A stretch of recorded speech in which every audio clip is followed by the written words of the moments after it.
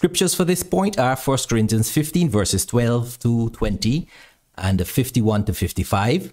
Matthew 8 verse 22, Matthew 22 verses 23, 29 and 31 to 32, Ephesians 2 verse 1, Ephesians 5 verse 14, John 8 verse 24, and Romans 8 verse 11.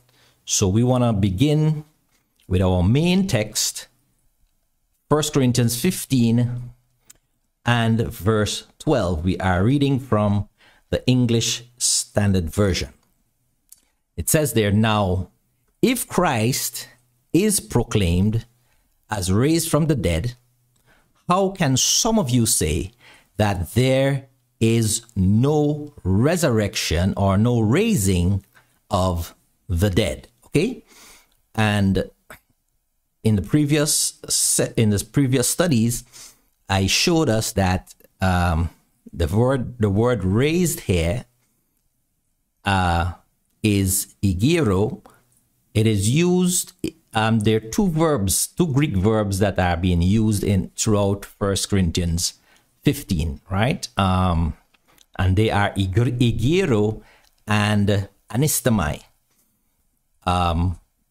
They are used interchangeably, but what I've discovered is that igero is used more in the sense of to awaken, because it was used as a contrast of those who were asleep. Okay, so normally when I see the word igero, I would say awakened, and the word here resurrection is the noun form of anistamai, so it is anastasis. Okay, so really this, if I were to read this literally, I would read it as, "Now if Christ," and the yellow means here that it is present passive.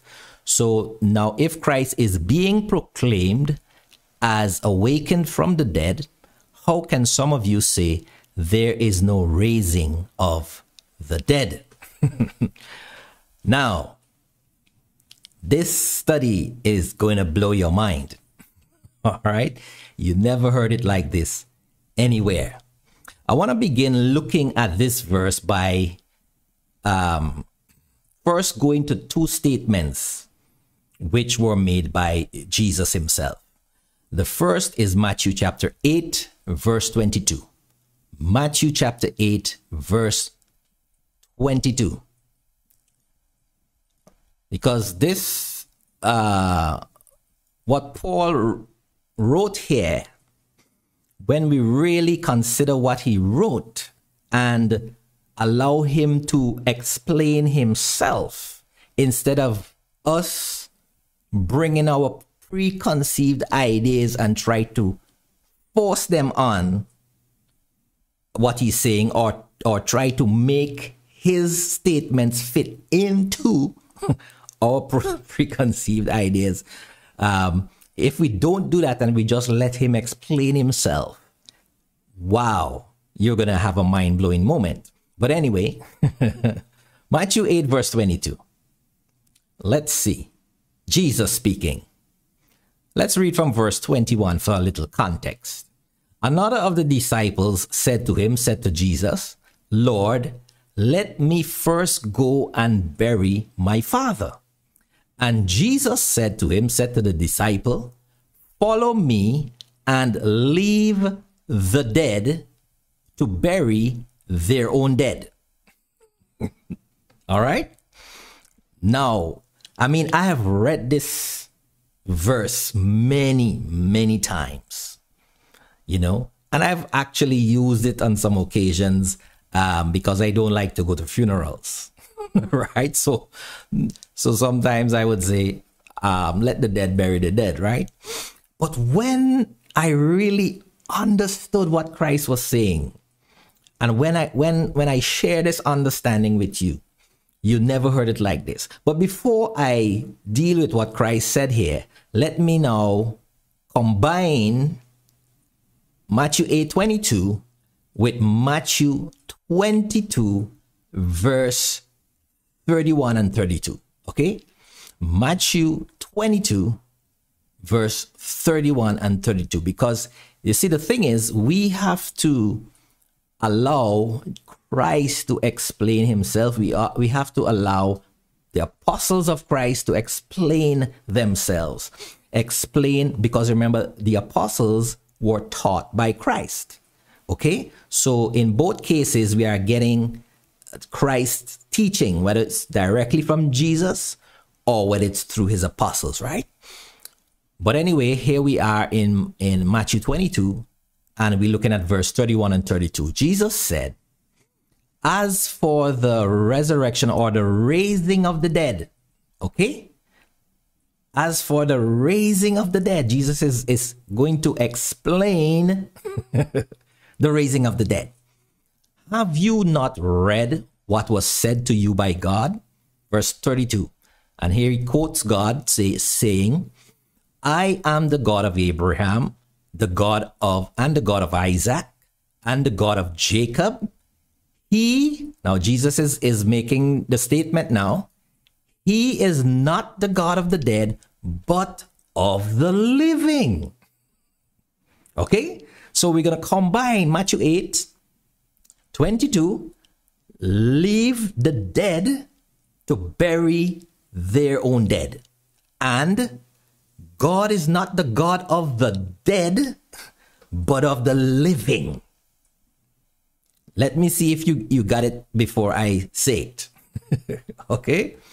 Now, based on those two statements of Christ, and when we get the understanding from Christ, we're going to go back to Paul in 1 Corinthians 15, right? Where he says, where he's addressing this opinion held by some of the Corinthians that there is no resurrection or no raising of the dead, right?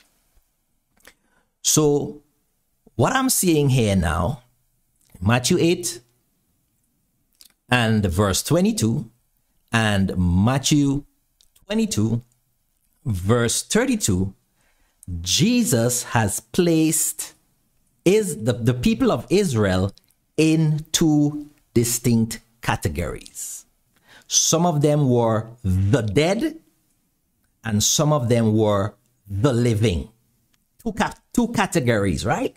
Some of them were in the category of the dead and some of them were in the category of the living.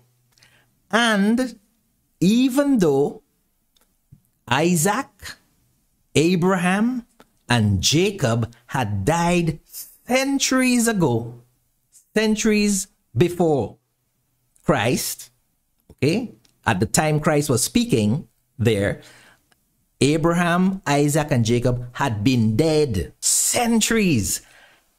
They were still in the category of the living. However, there were people, there were Israelites in Jesus' time who were living, they were alive, but Jesus placed them in the category of the dead. Did you see that? In Matthew 8:22, he said, let the dead. He wasn't speaking about people in the tombs. He was speaking about living, breathing people. But he placed them in the category of the dead. Then he speaks about Abraham, Isaac, and Jacob, whose souls were in Sheol or Hades, right? But he says that they were in the category of the living. All right? So what I'm understanding Jesus to be saying there, that the category of living and the category of the dead, okay? These two categories, one of the living and the other category of the dead, has to do with the individual's relationship to God. Okay? So then we can go to Ephesians chapter 2. Okay? We can go to Ephesians chapter 2 and look at verse 1. It says there, and you, Paul speaking to the Ephesian, the members, the believers of the Ephesian church, he said to them, and you were dead. Okay? So, again, he's not talking to people who rose out of the tomb and came back to life.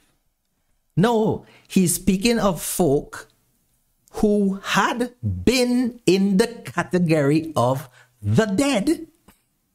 Okay? But something happened that they were no longer in the category of the dead. They were now in the category of the living.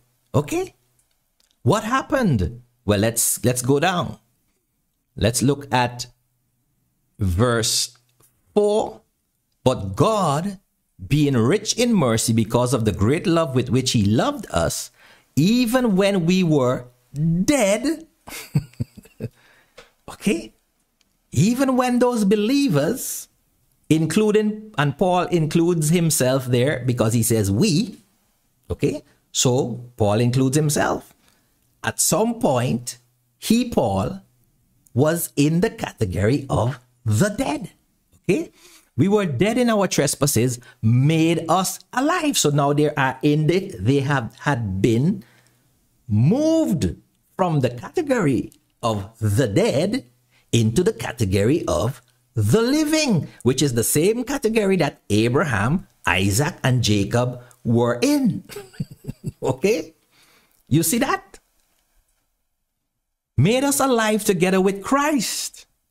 By grace you have been saved and raised us up. Okay? That word is sunigero, right? Sunigero. So it is a compound word, right? It's a compound word. Sun being unite means to unite, okay? And igero means to raise from sleep, right? Sunigero. Okay? So they were awakened and raised to a standing position into the category of the living. That's the resurrection. That's what the resurrection is all about. Okay? That's the true resurrection. Good? So once you understand that, that is the true resurrection, you would not be looking for physical bodies coming out of graves. You would not be looking for flesh bodies, whether they be glorified or whatever. No, the resurrection, the raising is of coming from a position or a category of being the dead, dead in the trespasses and sin, dead in being having no connection to God, and moving from that into the category of the living, where the sins have been removed and a connection established to God. That is the living. All right? So let's look at John 8:24 now with that understanding. John 8:24.